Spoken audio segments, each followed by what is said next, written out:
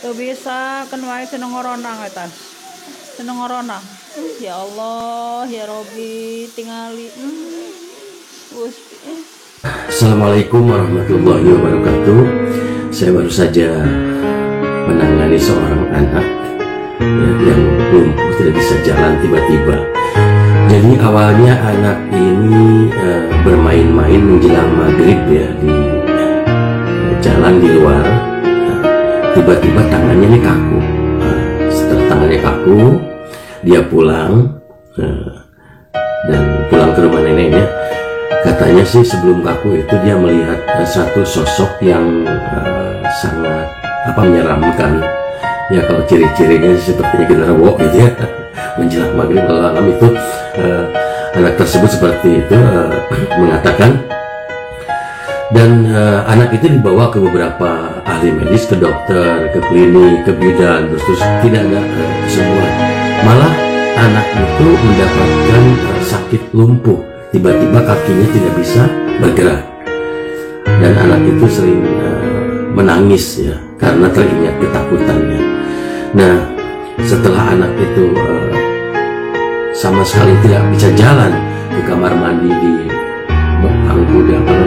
diangkat ya, didotong sama ibunya, sama orang tuanya, sama bapaknya, bahkan sama neneknya. Seperti itu. Dan sama sekali kakinya tidak bisa bergerak sama sekali. Dan akhirnya menghubungi saya, orang tuanya datang, lalu saya datang ke rumahnya. Pas dipijit kakinya tidak merasa sakit, gitu, tidak apa-apa, biasa saja. Tetapi ketika ditempelkan telapak tangan di atas pahanya, ya, di atas bokongnya, itu dia menjerit-jerit nangis. Ini heran, aneh, terasa panas dan menyakitkan gitu. Ketika saya bacakan ayat-ayat ruqyah atau ayat-ayat Al-Quran, dia menangis menjerit-jerit. Akhirnya setelah itu dia cerita karena dikhawatirkan ini ain ya, karena anak tersebut mempunyai wajah yang ganteng ya, anak gitu ya, usia 7 tahun sampai 8 tahun, dan terlalu dipujinya oleh neneknya, oleh ibu bapaknya, bahkan oleh orang lain. Terlalu dipuji. Anak itu memang ganteng dan memang sedikit cerdas anak itu. Dan saya mungkin ini adalah dikhawatirkan untuk terkena ain ya. Ain ini dahsyat sekali, bahaya. Nah, setelah saya terapi, saya ruqyah, saya disarankan juga untuk mengumpulkan air wudhu yang dipakai oleh orang tuanya, ditampung ya, air wudhu, bekas air wudhu ibu bapaknya, neneknya, yang bahkan yang sering memujinya.